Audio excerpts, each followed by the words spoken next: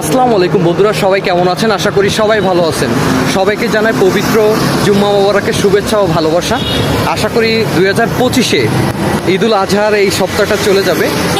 7 দিন হয়ে যাবে এই শুক্রবার হলে, ঈদের 7 দিন হয়ে যাবে। সো ঈদুল আজহা মানে পবিত্র কোরবানির ঈদ হয়তো সবার ভালো কেটেছে। তো আশা করি আবার 2026-এ ঈদুল ফিতর, ঈদুল আজহা আসবে। আসলে ঈদের আনন্দটাই সত্যি, মজাটাই আলাদা। আশা করি আল্লাহ তাআলা সকলের কোরবানি কবুল করেছেন, সকলে বলি আমিন।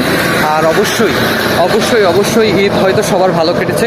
সবাইকে জানাই ঈদের আবারও শুভেচ্ছা। 2026-এ আবার ঈদ মোবারক দিতে হবে, কারণ ঈদের আমেজটা এই সপ্তাহে শেষ হয়ে যাবে, যেহেতু আজকে শুক্রবার। আবারও জানাই সবাইকে জুম্মা মোবারকের শুভেচ্ছা। তো আশা করি সবার ঈদ ভালো কেটেছে।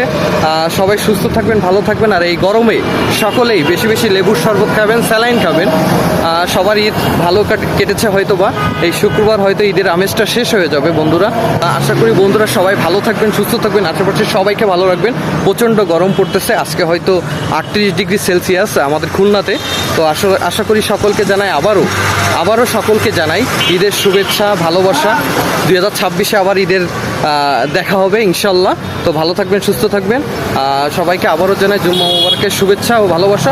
আসসালামু আলাইকুম, আল্লাহ হাফেজ, টাটা।